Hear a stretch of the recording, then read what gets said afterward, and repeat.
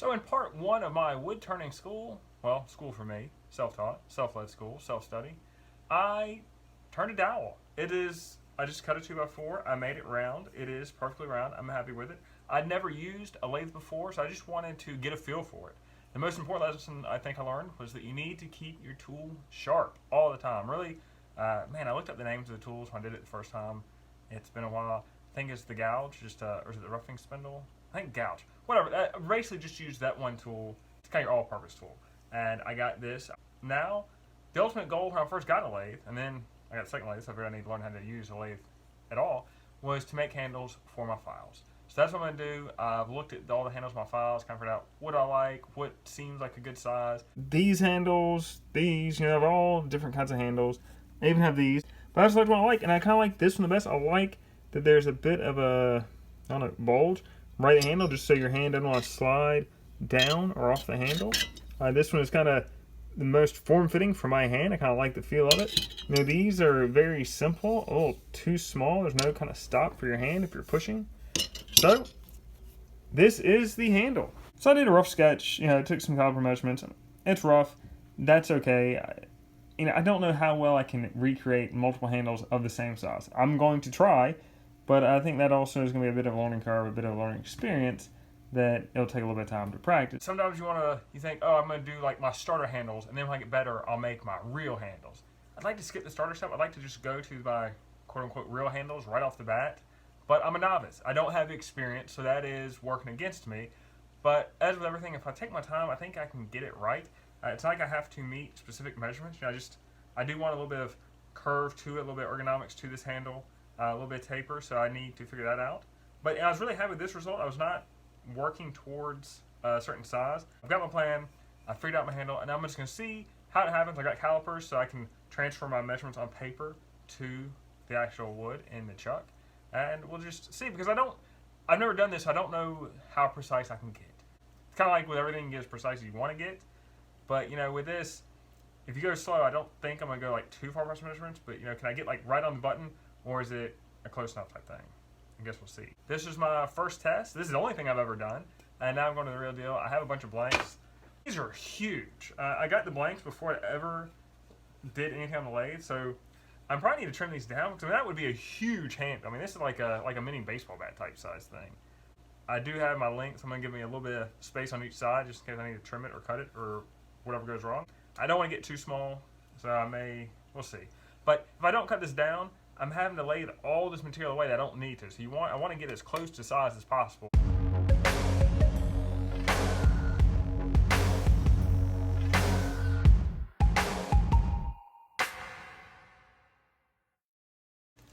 So I've cut my pieces to shape. I've mounted the first one in the lathe. And so one important thing is that once I get this, you mark your centers, you put they're not the spikes, man, I'm forgetting all the language of lathing. Once it's set, this turn knob turns it and tightens the spindle, the chuck. And so you want these, gosh, what are these things? Whatever they are, lack of a better word. I knew it last video. You want these spikes set well into the wood. So you really want to crank that down so it's set well, because in my last piece I used, I just kind of got it, oh, that's tight enough. And there's kind of spikes, they came loose, and so the thing is spinning, and it's just spinning, the point is spinning inside the piece of wood. So I made sure to get nice and tight where it's got a good embed. I put my rest as close to the piece as I could, and I spun it just to make sure nothing's impacting. You always want to do that first. And so I think I'm ready to start. I've got my calipers. I know they make, I can't remember what they're called. I looked it up. But some calipers that are kind of on a hinge or aren't as technical as this, just to transfer measurements really quick. I don't have those. They may be in my future. But it'll quickly, they're just on a point where you can quickly go to your drawing, match that depth, see how close you are. And because, like if I'm, whatever, let's say I want to be like an inch. Well, it doesn't fit over it. Well, as soon as these calipers fit over it, boom, I've hit it. And so when I was doing it before, cutting material was a little slower than I thought it'd be. I want to start my tool, it went a little bit quicker. But it's kind of like a fine line of like, boom, I'm right on it to where I'm too far, I'm not on it, and then I don't want to go too far. That's kind of my concern of like, if I'm right on it, how far is too far?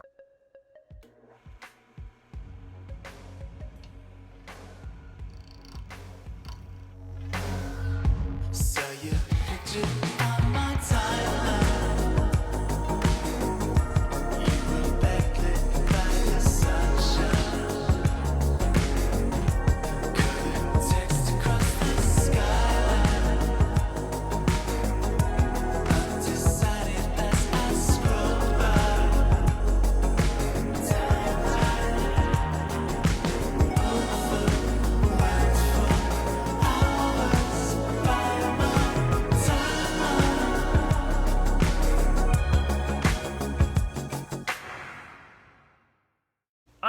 really liking how this has come out. One thing, or a couple things I picked up on, is that I can only kind of work within my spindles. I really didn't leave much gap, just a little bit. But my spindles on each end are wider than I want the end of the handle to be, and I can't cut the spindles. That would be bad. So I'm having to work kind of inside of that, which is okay. The precision, so I have copper pipe that fits over the end, because the file, while it'll go inside the wood, you need a pipe or something, all right, some kind of collet on the end, so the wood doesn't split or spread.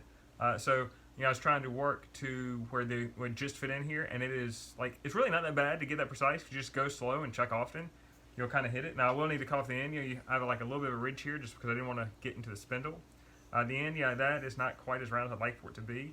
I don't know if this end is smaller than this end. Maybe I'll flip it around so I can kind of round off that edge. At the same time, I might just get a belt sander and do that. But this handle came out pretty much exactly how I want it. It's nice and smooth, and that's just with the roughing gouge. Now, could I make all my handles this exact shape to a T? I doubt it. I think I could get close. But this is really cool. Let's take this thing out of here. I can't wait. I want to hold it. I want to check it out. It feels good in my hand. I kind of researched the size. But this is so cool looking. I need to put it back in and just run some sandpaper. Get a little bit of smoothness to it. I don't know. Put some sealer, some kind of oil on it. But man, I love this. It's light. It's lighter weight than I thought. Man, it feels really good. This is exactly what I wanted. I've been sitting on a lathe for years saying, oh yeah, I need to learn how to do that. And this is so cool to make a handle like this. And it, I love it, like the grain of it. Like everything looks cool. This is neat. This has been worth the wait. Now I shouldn't have waited this long. But this is really cool. So now I just need to make 8 more of these, because I got 9 files. I need a handle. And this is so much better than these plastic handles that I have that are interchangeable, because they're interchangeable, so the files always fall out. But just the wood, it looks nicer. This is cool. It almost makes me want to make handles for everything. And maybe I will. Maybe I'm like, ooh, does that need a handle? I got that covered now. But this is neat. And so what I did midway, I just kind of made some pencil marks on where I wanted the lowest part to be, where I wanted it kind of taper, and that was fine. I think my only issue is just I didn't really leave myself much gap on either end. Still, the amount of precision I was able to get this is really neat, and I can't wait to on this end put the pipe over there, put the file in there. But I'm just. And I guess one reason I leave extra is you have the bite of the spindle, so if you don't want that in there, like on this end, you need to cut it out up to that point. And I guess you can maybe kind of drill into it, give it some kind of decorative thing. But man, this is cool. This is very cool. And really, it feels good to the hand, and I love how precise it was. Man, cool. I need to make a few more of these. It went a lot better than I thought it would. I did step away to sharpen some tools. You just need to keep your tools sharp. Turning wood is still a lot of fun.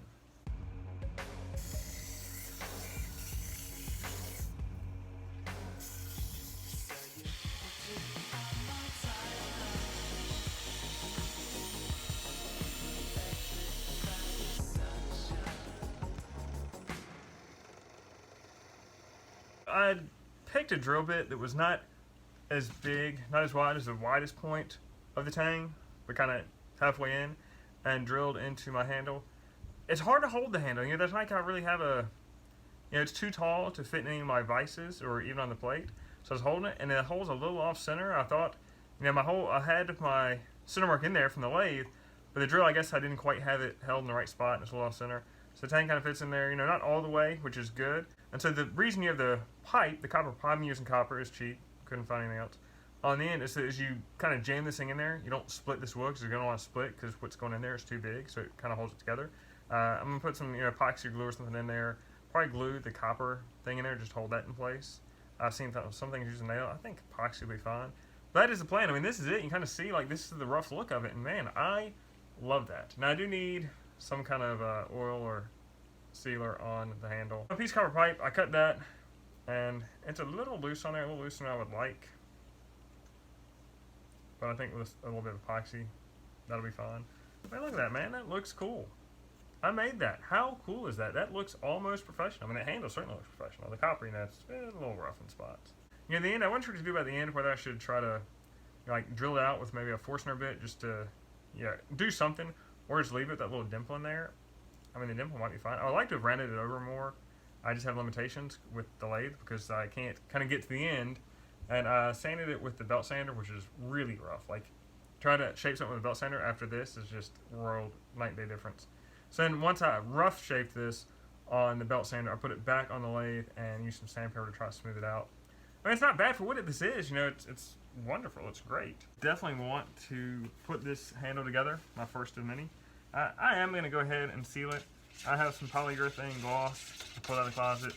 I thought it was clear at first. Just, you know, the bottle, the can didn't say it had any color. But it's definitely brown in color, so it definitely does have a color. That's okay. I'm not sure I really care. I'm doing, you know, 9 handles. If I don't like the color, I can always just do another one.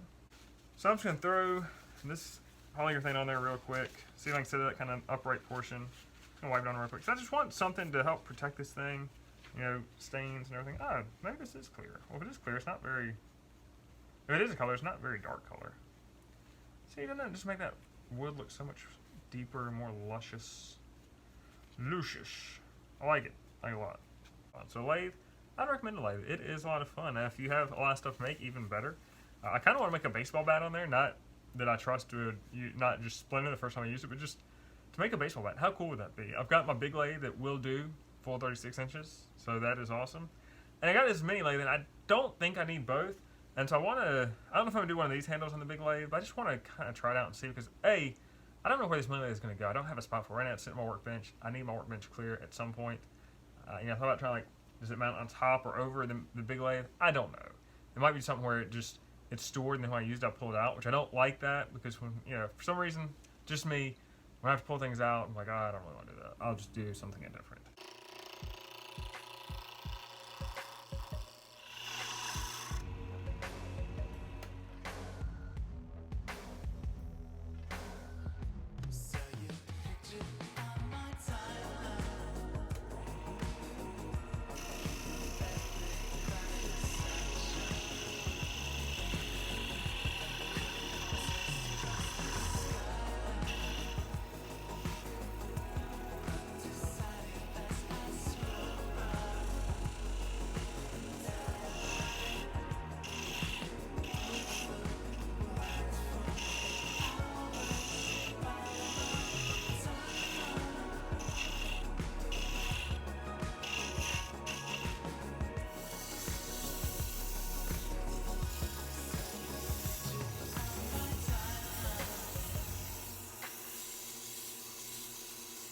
So I've completed a second one, and I'm really happy with that one too. That one looks really sharp.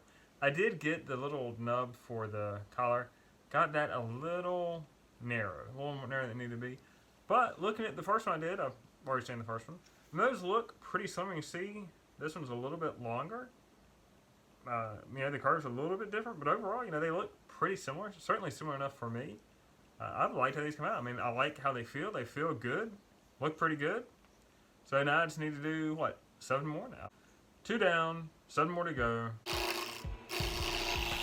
These are 8 of my files. 1 I've already buffed on the lathe. They're all just I guess with the sealer, there's like a little bit of a rough texture to it. I just want to smooth it out a little bit. You can see a little bit of texture in that from the lathe. Same block of wood. It's interesting the coloring in it. It's all poplar. I don't know why some are lighter, some are darker. Same stain, sealer on all of them. But yeah, it's just a little bit of texture from the seal, and I just want to smooth it out because I want these things kind of nice and smooth. From then, I've got to drill in this slot the hole for the files. I did the first one already. I don't know, man. I'd like a better system for drilling that hole. It's just I found it a little difficult to square it up. So this is my setup that I've cobbled together. I've got a clamp, so on top of a clamp. One thing I didn't think about is that I was just gonna like set this and run through them all. But you know, I've got this tang. Well, you know, I've got all these different files. I laid them all out. Some of the tangs are slightly different, so I've got to account for that. I think like some of these match up and some of these large ones match up. That's just something I need to double check because I don't want to drill, like if I drill a hole for this one, well that's not going to work for these. So I'm glad I thought of that because if I drill these holes and then screwed it up, that would have been less than ideal.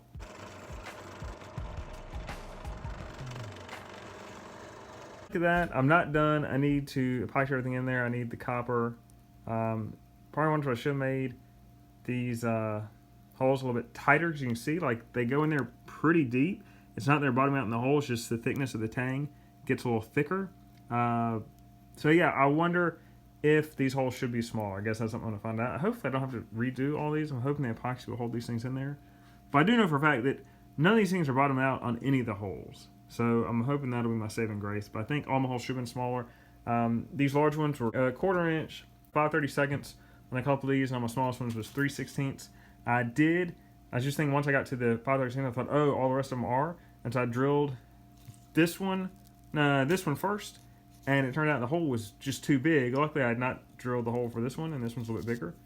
That is a little crooked, but I think that is the file. Some of my files got a little rough on, man. They're a little crooked. You see, that one got some movement to it. But so now I need to cut all my copper collars for all these, and that'll just sit right on there like so. And that's just when I put these things in here, the expansion doesn't chip or crack the wood. So I think we all can agree that this is not the most precise way to cut this copper pipe for these collars. I think we can agree awfully quick. The problem is I can set up my miter saw with a metal cutting blade, but the kerf on that's rather thick. I'm trying not to waste material. Just hacksaw, something this small, is awfully difficult. No, I don't think they're terrible. Obviously, I mean, I need to rasp these down, get the edges off. But you do run into issues like with this one. You can see that has a little bit of slant to it.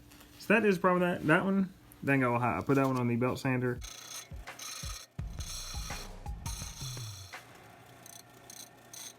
I have this dowel, not a dowel skewer, and I'm just making sure the depth of all my handles is enough so that the files will fit in there and it won't bottom out, because I want them to get good embed, good seat. It looks like they are all good. I've got some glue. I've got good old Gorilla Glue. I like that because it expands as it dries, which I want it to expand to fill any space, to fill any voids, so that these things will be stuck in there forever and ever. If I had any bit of nub on the end of the handle from the lathe works, I couldn't go all the way to the end with the tooling. Fix that on the belt sander, just smooth that out, made sure that the copper collar fit on there well, and then I just smoothed out any edge marks or any cut marks that were on there. Gently run around the edge, make sure there's no sharp edges, and I have what you see here, and the dowels, the files, they fit in there. I should be a little bit tighter. I'm going to kind of clamp those in there, make sure they get in there good, because as the shank expands, if you push that in there, it's going to make the wood split. That's why you have the collar in there, to kind of keep everything together.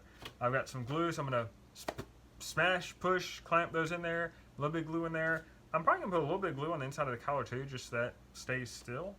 But I think we're set, man. I just look at these things. I'm loving them. They look awesome. I guess my only complaint with my handles, I mean, they look similar. But you can see these are different heights. These copper rings are about the same height here, but they kind of vary a little bit across them. And really, I think what would have helped, I kind of eyeballed these handles. I knew my general shape, and I went to there. But if I'd made a mark here, all my ring points, like mark here, which is my highest point, another mark here at the lowest point. There's a mark here where it kind of tapers off. I could have been a little more rigid than that, made sure that the collar area was similar across. It's not a huge deal. It's just, some of these collars are a little short.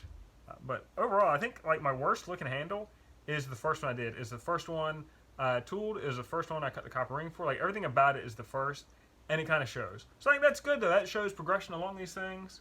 Let's get to gluing these things together. I'm ready to call this project a day. So I've oriented all my copper rings like in a certain way so they fit right. So I'm making sure that when I take them off, I know how I took them off so I can get them on the right way, because they might not fit exactly as I want them if I do it the other way. And a little bit of glue just right around this collar. I want that collar to kind of stick in place. And I could put a dimple in it, not a dimple, punch it. So I'm putting basically kind of like 2 drops of glue in the hole. I don't know if that's enough. I'm kind of, I put it on the first one like that. It didn't splay out when I put it in, so I think that's good. Do I need more? I don't know. I mean, I think that I wouldn't. So I'm putting my collar on there because you want your collar on there first. Otherwise, when you try to put your file in there, well, your wood could split. So I'm pushing in there as far as I can, and then I'm just taking a block of wood, hammer, and making sure it really sits in there well. I mean, is there a better way to do this? Maybe. But man, that certainly looks good. Like, that looks exactly how I want it to look. I've really enjoyed this project. It's just, because I know I'm going to be using these files all the time. I already use them all the time. And every time I use them, I'm like, man, I hate this stupid plastic handle that interchanges. It doesn't really do it for me. Because it's always, the things are falling out or it's falling off. And so this has been something I've been wanting for a long time. I bought this lathe years ago. And then when I got a second lathe, I was like, I really need to figure out how to use a lathe because now I have two. And it just seems wrong that I have two lathes and have never used them. Got to put some glue inside. So I'm going to be using these things all the time. I'm going to think about how I made these handles. And I may think of some improvements, how next time I would do it differently. But this time has certainly been a lot of fun. I mean, I've really been pleased with how it's come out. This is not a very difficult project. I mean, it feels awesome. Like, I just love the way these handles look, the way they feel. Every time I pick up these files, I'm gonna know, like, hey, I made that handle.